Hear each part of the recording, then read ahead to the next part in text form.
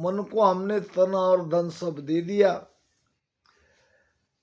Luck 84 जीव जात सब,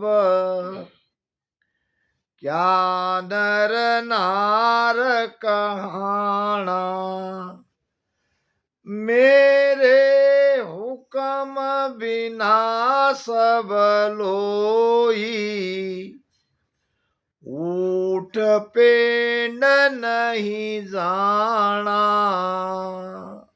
महाराज फरमारे कि लक 84 जीव जात सब, 84 लाख योनि के सभी प्रकार के जीव, क्या नर नार कहाना, और क्या स्त्री क्या पुरुष, मेरे हुक्म बिना सब लोई, मेरे हुक्म के बिना सारे लोग जगत के ऊट पेंड नहीं जाना। पेंड यानी एक पैर भी उठ के नहीं जा सकते। यहां भी हम आए हैं सत्संग के लिए, तो मन ने हमको कहा कि चलो सत्संग सुन लेते हैं। कहां तक सुनेंगे? जहां तक आपका मन यहां राजी है। और फिर एक समय ऐसा भी आएगा कि मन कहेगा चलो अब सत्संग हो गई है, ध्यान सुमिरन हो गया है, चलो चलते हैं। सत्संग में आने के लिए भी मन का राजी होना जरूरी है। तो बाकी तो सब जगत में मन का ही राज है। यही वो जगह है जहां वो मर सकता है, जहां उसको रोका जा सकता है। मगर यहां भी हम उसी का आदेश का पालन करते हैं। इसलिए ये मन बड़ा शातिर है, मन बड़ा ताकतवर है। उल्टा हो ये चढ़े कोई ऊंचो, जा काटो कर पीटो राम जी, जा काटो कर पीटो। के सुख राम समाधि पोता, के सुख राम समाधि पोता, जहाँ अपल मत खूटो रे हाथी, है झूठो है झूठो। कोई फेरे संत फूटो रे हाथी, है झूठो है झूठो। उल्टा होए, उल्टा होने का मतलब पीछम से कोई उलट करके चेतना को ब्रह्मांड में चढ़ाएगा और ब्रह्मांड में जाके समाधि अवस्था तक पहुंचेगा और बड़ी मजबूती से वहां तक पहुंचना आसान नहीं है। बीच में कई प्रकार के रोड़े ये मन अटकाता है। एक है संकनाल, एक है बंकनाल। ये संकनाल सीधी नाड़ी सामने की है जिसके द्वारा हम संसार में आए।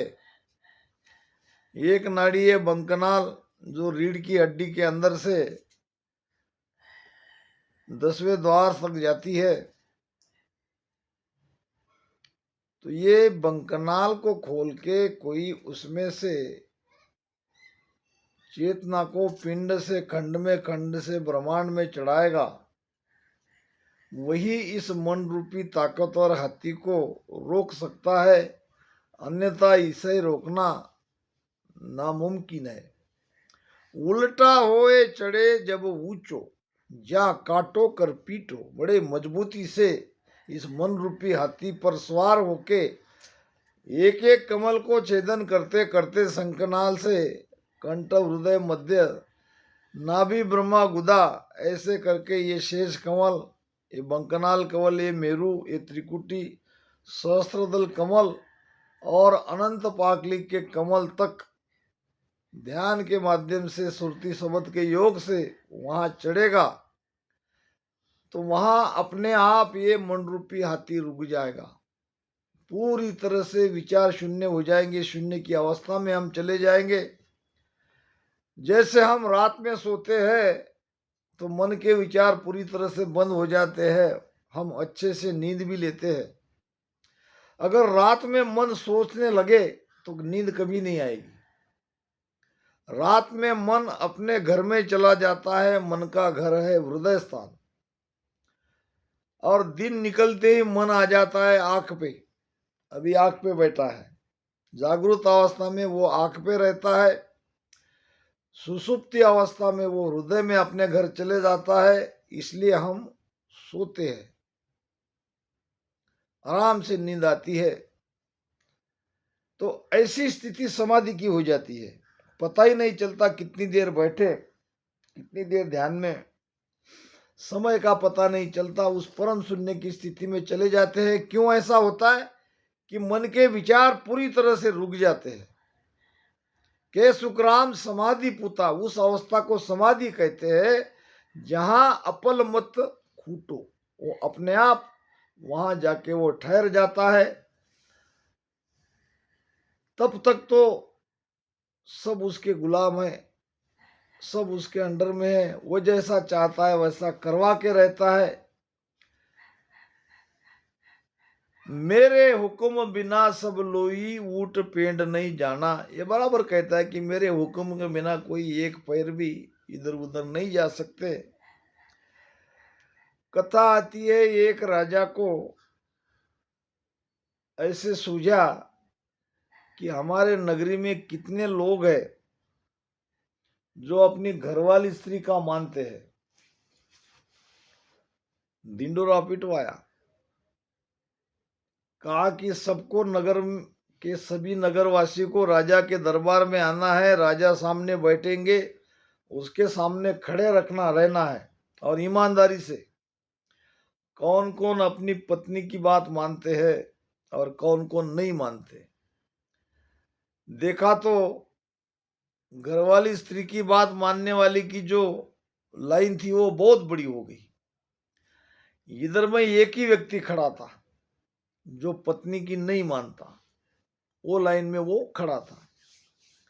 राजा को बड़ा आश्चर्य हुआ, मेरे नगरी में इतने बलवान ताकतवर शरीर लोग हैं और यहाँ सब पत्नी की आज्ञा का पालन करने वाले लाइन में खड़े हैं। पूछा, क्यों भाई ऐसा? नहीं नहीं, हमको तो घरवाली का मानना ही पड़ता है, हम हो गए शूर। मगर एक व्यक्ति को देख के राजा को ठीक ठाक लगा, चलो एक तो है कोई। फिर उसको पूछा गया कि भाई तुम इस लाइन में खड़े हो, तुम जानते हो ये लाइन किस लोगों की है? उसने कहा नहीं, मुझे तो नहीं मालूम। फिर नहीं मालूम तो तुम खड़े कैसे हो इस लाइन में? ये लाइन तो उस लोगों की है जो अपना पत्नी का मानते नहीं है, फिर तुम यहाँ कैसे खड़े हो?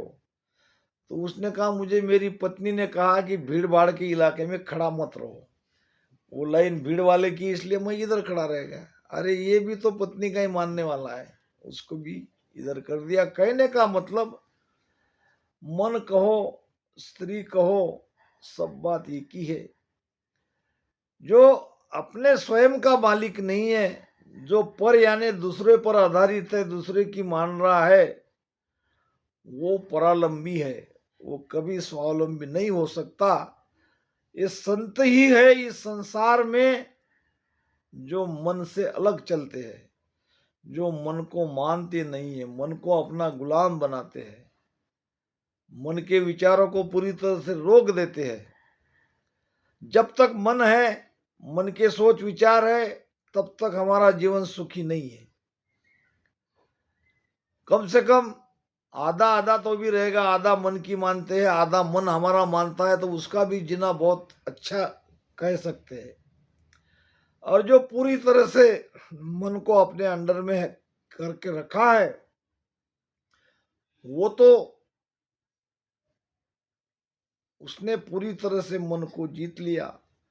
लाख कोस परे पुरुष पठाऊं, देश विदेशा फेरूं,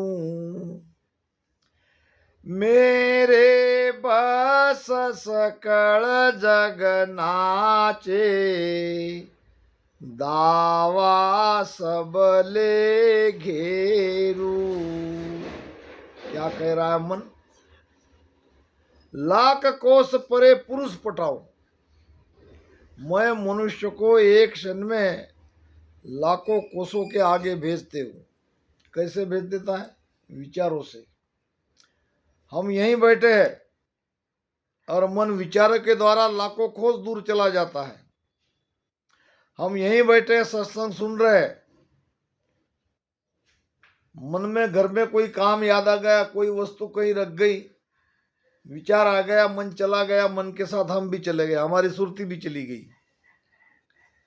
एक क्षण में मन लाखों कोस दूर हमें पहुंचा सकता है, इतना पावर है उसमें। जब भजन करते हैं तो भजन में जल्दी लगता नहीं है।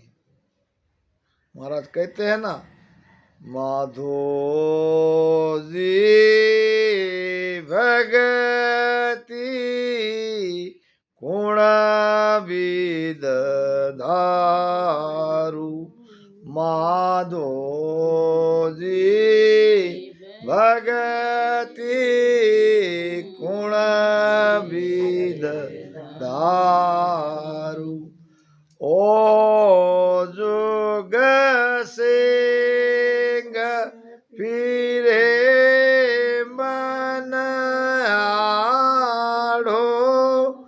ओ जुग सिंह फिरे मन आढ़ो, किण किण को मैं मारू, माधो जी भगति गुण विद दारू, माधो जी भगति गुण विद दारू। परमात्मा का आधार लेना ही पड़ता है। परमात्मा को पुकारे बिना ये मन रुकता नहीं, मन भक्ति करने देता नहीं, न मन भजन में लगता नहीं। ग्रह जो बांध उदम में टाणु, तो चिंता बहु लूटे, और त्यागी होए मांगने जाऊं तो मंचा मारी लूटे। गृहस्थी में रहते हैं, उद्यम यानी मेहनत मजदूरी करते हैं तो चिंता बहुत लगती है। गृहस्थी वाले को कई तरह की चिंता रहती है, उनका जीवन चिंताग्रस्त ही रहता है। और यहाँ बिना काम किए पेट भरा नहीं जाता, मेहनत तो करनी पड़ती है। इसके उलट त्यागी को मेहनत नहीं करनी पड़ती है, घर बार छोड़ दिया तो उसको कोई काम धंधा मजदूरी करने की आवश्यकता नहीं है। मगर त्यागी को अपने मन के मुताबिक सब मिलता नहीं है। जो कुछ सामने थाली में आ गया वो खा लिया, जो मिला वो खा लिया। इसके उलट घर में जो चाहिए वो बना लो, खा लो। घर में रहने से मन को जो चाहिए वो हम भोजन कर लेते हैं, मगर यहाँ मेहनत मजदूरी करनी पड़ती है, काम करना पड़ता है, तब घर में ये सब अनाज आता है, तब हम खा सकते हैं। त्यागियों के लिए ये कोई झंझट नहीं, मगर मन के मुताबिक उसकी इच्छा पूरी नहीं होती। खाना कोई अलग चाहता है, मिलता कोई और है। अब यहाँ मैंने बिटिया को बना दिया कि बाजरे की रोटी बनाना, अब सब है तो मिल जाएगा। कहने का मतलब त्यागी में मन इस तरह से संतोष उसको नहीं मिलता। गृहस्थी में संतोष मिलता, मगर गृहस्थी में कई तरह के तकलीफें उठानी पड़ती है। ये घर छाड़ बना को जाऊं,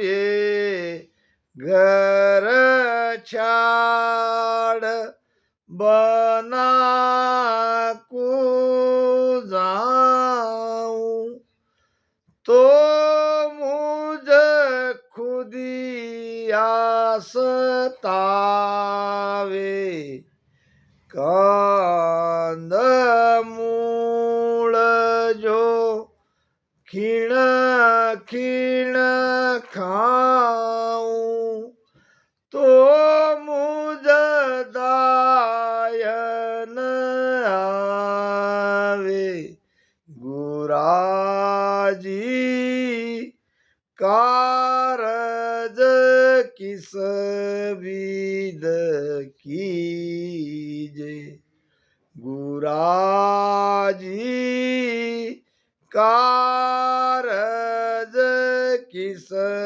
विद कीजे, जहाँ जाऊं जा सजेयन काहीं, जहाँ जाऊं जा सजेयन काहीं, नाव किसी लीजे, गुराजी कारज किस विद कीजे। कौन सा कारज करना है, किस कारज करने के लिए हम संसार में आए हैं? एक ही कारज करना है,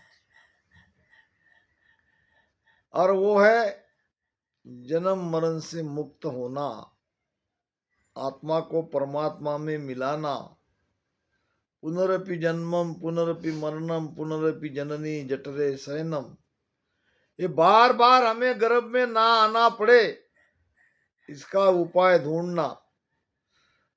कैसे हम परमात्मा के पास उसमें मिल जाते हैं, यही सबसे बड़ा महत्वपूर्ण कार्य है। और वो कार्य मन के रहते पूरा नहीं हो पा रहा है, तो वहां प्रार्थना करना पड़ रहा है। गुरु जी को, आत्मा सदगुरु महाराज को प्रार्थना कर रही है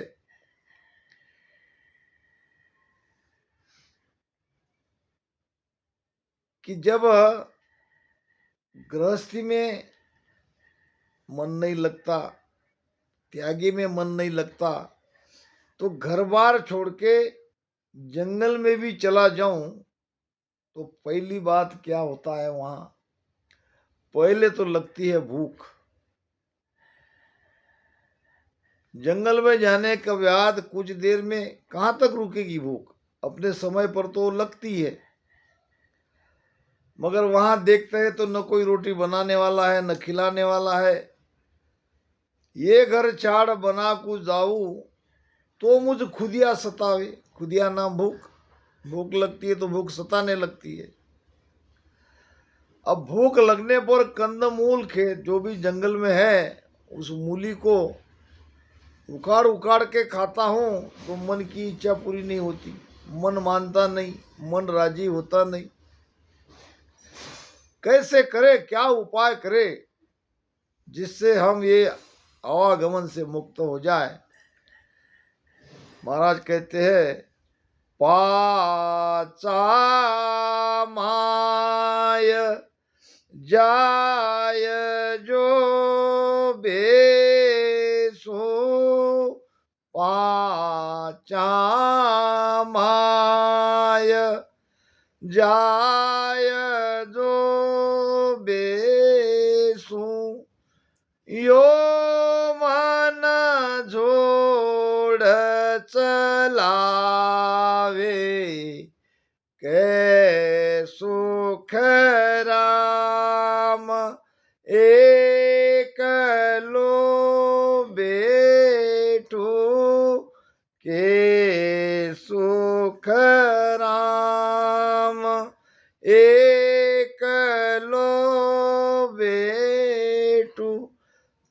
निदरा आळस आवे गुराजी कारज किस विद कीजे गुराजी कारज किस विद कीजे जा जाऊं जा सजियन काई जा जाऊं जा सजयन काई नाव किसी बिदलीजे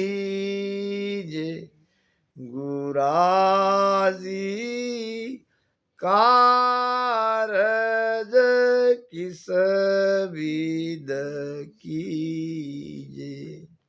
आत्मा सदगुरु को प्रार्थना कर रही है कि मैं जहां भी जाती हूं वहां कुछ सूझता नहीं है, ये मन कुछ सूझने देता नहीं है, भक्ति के आड़े बार बार आता है, अब मैं क्या करूं। एक व्यक्ति गया काम मांगने के लिए एक संत के पास।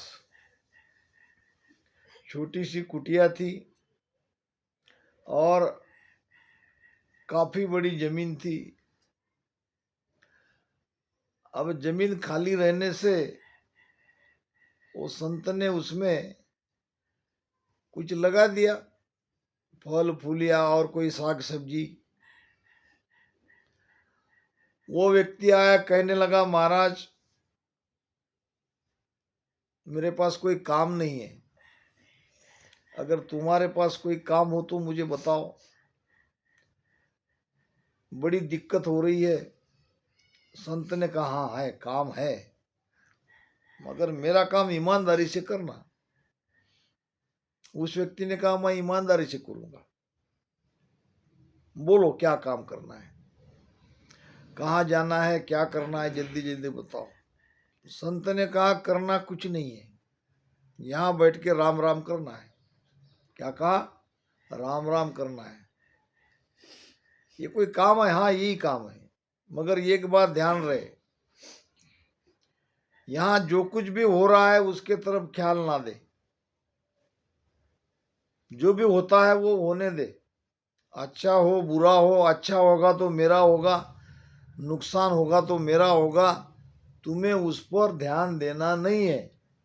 अगर तुम ध्यान दोगे तो तुम्हें मजदूरी नहीं मिलेगी, खाली बैठे बैठे राम राम करते रहना है। पहले तो उसको बहुत अच्छा लगा, ये कुछ करना ही नहीं है, बैठ के राम राम करना ही है तो कर लेंगे, ध्यान देना नहीं कहते तो नहीं देंगे, और जैसी शाम हो जाएगी मेरी मजदूरी लेके मैं निकल जाऊंगा। और ऐसा ही काम मुझे अगर रोज मिले तो बहुत ही बढ़िया है, न शरीर को कष्ट, न कुछ करना, न लेना न देना। अब बैठ गया, संत ने कहा तुम्हारी ड्यूटी शुरू हो गई, करो राम राम। अब मन कहाँ राम राम करने देता है, आधे घंटे में आके खोल ली, बड़ी मुश्किल से इधर उधर देखा, देखते ही मन के अंदर विचार आता है। फिर बात याद है संत की कि यहाँ जो कुछ हो रहा है होने दो, तुमको कोई इससे मतलब नहीं है, तुम खाली राम राम करो। जबरदस्ती आंख लगा के बैठा रहा, मगर मन कहाँ लगता है, मन तो भटकता ही है। मन को रोकेगा कौन? मन तो प्रचंड ताकतवर है, मन तो जैसा चाहता है वैसा ही करवा के लेता है। थोड़ी देर में देखा कि जो ट्यूबवेल से पानी आ रहा था वो पाइप निकल गया। पाइप समझते ना, जहां पानी जाना चाहिए वहां नहीं जा रहा था, दूसरी जगह जा रहा था, और वो बेकार में वो खेत के बाहर जा रहा था। देखा इसने, राम राम करना छोड़ दिया। ठीक नहीं लगा जब मेरे सामने ऐसा होता है, इतना नुकसान होगा। संत जी तो बैठे ही थे। वहां से उसने एक आदमी को इशारा किया, इधर आओ। उठा नहीं कि वो पाइप वहां से निकल गया, उसको जोड़ दो। आदमी ने मना किया, निकलने दो। इधर उधर देखा, कोई दूसरा दिखता है कि कोई दिख नहीं रहा था। और इधर बैठ के राम राम करना बड़ा जान पे आ रहा था।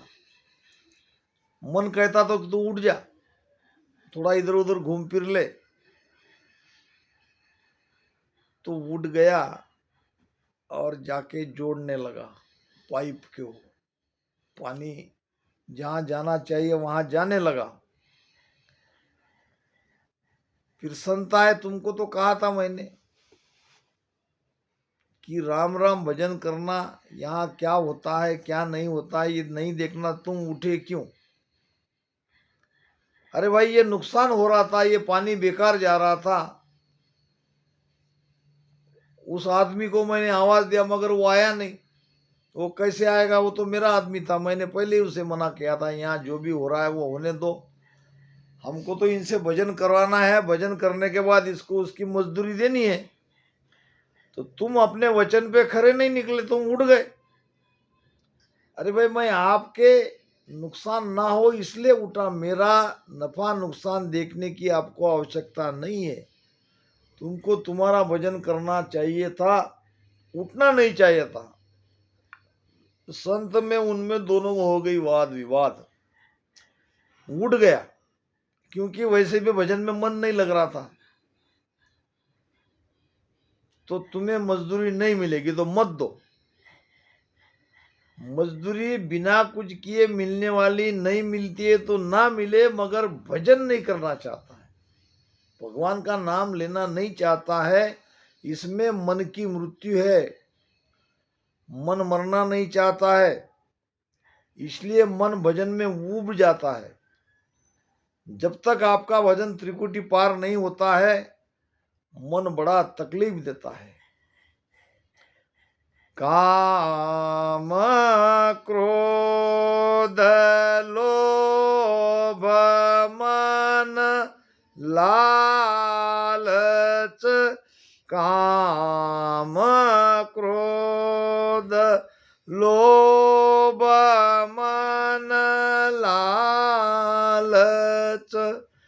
पल पल आन सतावे,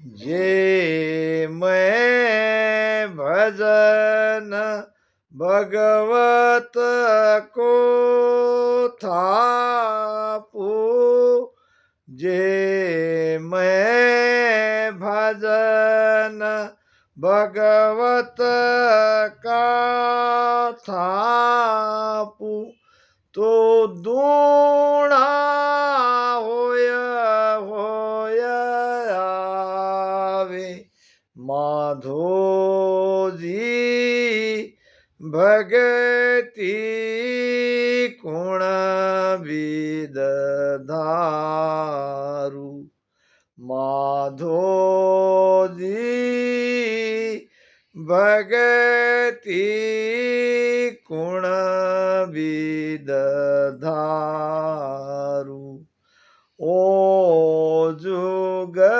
सिंह फिरे मन आढ़ो, ओ जुग सिंह फिरे मन आढ़ो, किण किण को मैं मारू, माधो जी भगति कुण विद धारू।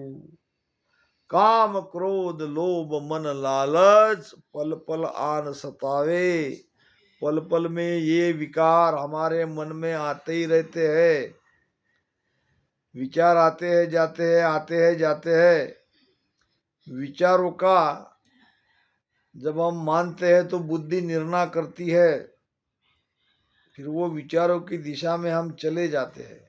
जब बुद्धि निर्णय करती है तब बुद्धि निर्णय के